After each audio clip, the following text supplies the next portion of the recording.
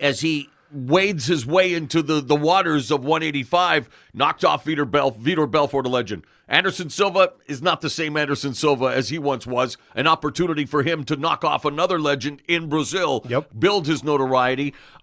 Yeah, I could see that fight going down. As for Belfort, though, sure, all right, he wants one more fight. I guess he's earned that. Give him an opportunity to go out again on his shield, which he did on Saturday. Got to give him credit. He got up and then went back down. And that time was forced to stay down. But if for him to come back, boss, I think it's one more fight and that's it. This League of Legends that he's been talking about, I do not support this in the least. We know Bellator's kind of done that with their bringing back of Ken Shamrock, Royce Gracie. Yes, big ratings, not great fights. Do you think, would you compete in something like this? No, the reason is most of the time those legends, that means it's another word for being old. Yeah. You're just old and you had injuries, a lot of injuries. So the legends to let them fight, for me, 4 neck surgeries later, nah, I'm not going to fight there. But even with amended rules like bigger gloves, shorter rounds, longer rest breaks, what's the point? No, this is a violent because, sport. as a fighder, you never want to downsize it. You never want to go like, oh, I put bigger gloves on.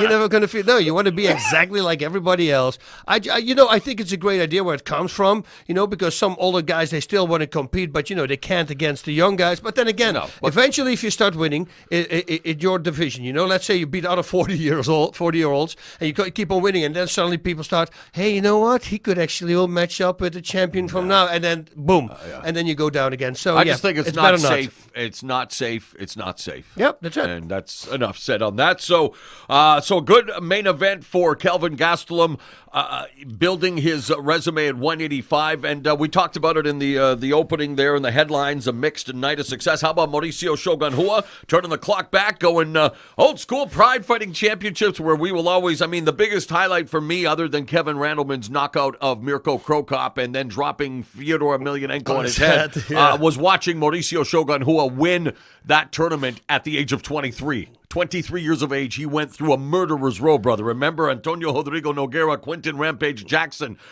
Ricardo Arona, Overeem. This thing was a tournament to remember, and now...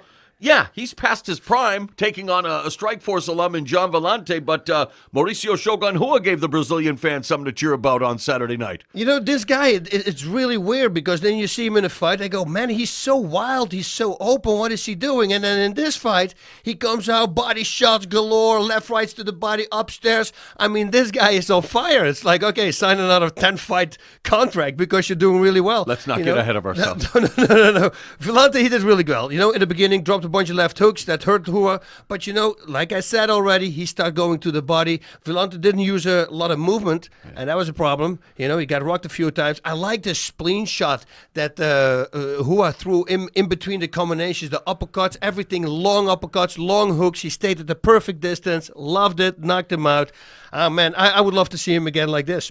Well, he now has won 3 in a row. You talk about what we were mentioning about Belfort. As you said, if they pick up victories, what people are going to say, oh, he's maybe ready. Well, Rua, who is, let's face it, and I say this with all due respect, now past his prime as well, nearing 40 years old in all of the wars. This guy is a legitimate first ballot Hall of Famer, man. Champion in the tournament in Pride, former UFC light heavyweight champion, the wars with Dan Henderson.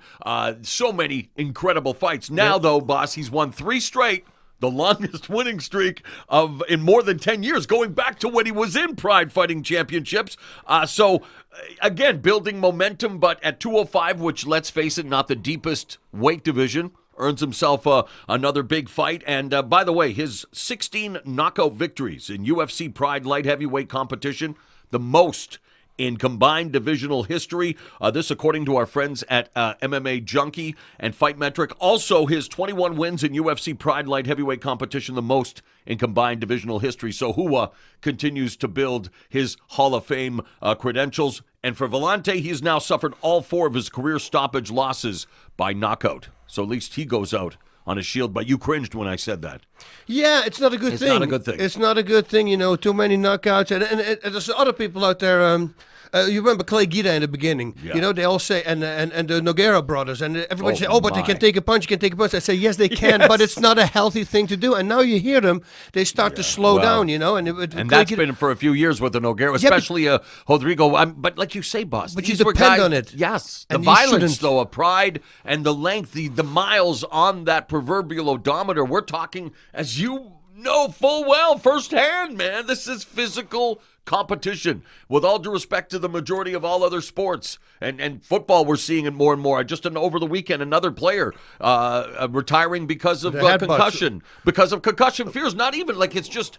And yeah, you're right. In the old school days with the headbutts. I mean, and the- there was one. There's a guy in England, I believe he's from England. A soccer player saved 4 other soccer players that in the air headbutted each other when going both for one ball, you know, and they knock each other like that's- completely out. Tongue swallows. But you see, have to but pull it that's out. rare. That's once in a while in soccer, in football. That's in true. MMA. It's all that's the the time. point. That's Yeah. the point. I want to hit you. I want to punch you, strike you, kick you, knee you in the head. Anything to stop you. Yeah. Wow. So Yeah. I don't believe in and it's always the case for me. I say this when it comes to controversial stoppages, or even when it comes to hanging up the gloves, boss. Better one punch too soon than one punch too late. You know, you're 100%. I'm now looking back on my career. I'm blessed with that Yes. I get injuries because the injuries made me stop. Otherwise, if I wouldn't have had him, not my neck, everything would be perfect. I would still be competing. Sure. I know myself. Yes. You know, I'm stupid. That's good that you know yourself. You're not stupid, but you're prideful. You're hungry You for competition. still wanna go- You're a man. You're muy macho. Muy macho, macho, El macho guapo. man, Macho man. Woo!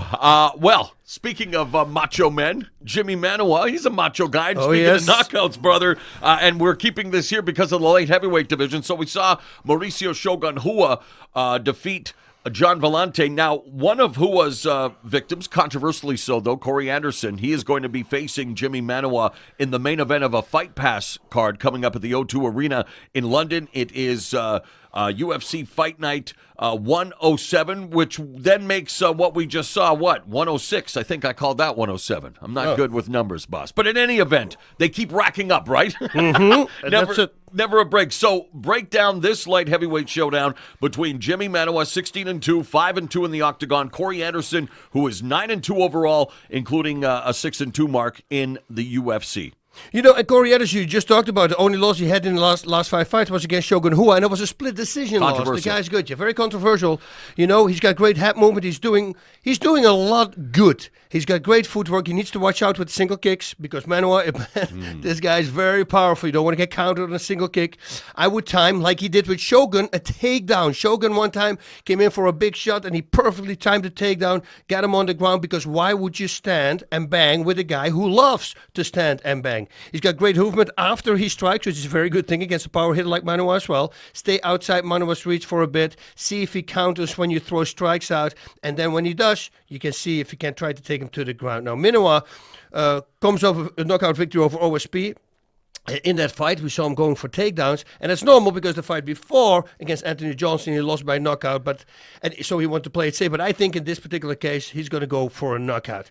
16 wins, 14 knockouts, and 1 submission. This guy went to a decision once in all his victories, so there might be a knockout coming. On the other hand, he has to watch out that he doesn't end up on his back when he commits to a striking combo. Now, Manuwa needs to fight outside the reach of Anderson as well. Just get used to his movement and then look for a knockout while watching out, of course, for a takedown. He's got a nice liver shot that he's also threw against OSP. Use that, but set it up for another shot. Right hook to the head or maybe even a right uppercut.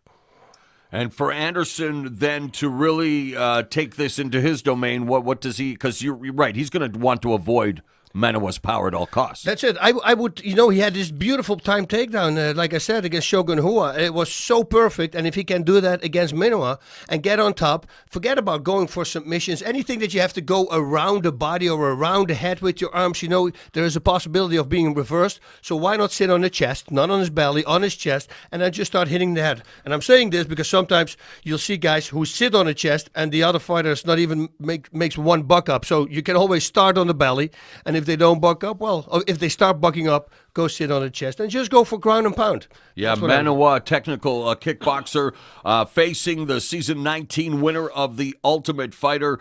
It's going to be a clash of styles Saturday in the main event of UFC Fight Night 107, O2 Arena in London, England. And by the way, when you say Manawa, I always I hear Ikuhisa Minowa, real pro wrestler. Remember? Yeah, I remember. Hey, Ikuhisa-san, what do you think of your opponent? I'm a real pro wrestler. Minowa-san, the strategy in your fight tonight.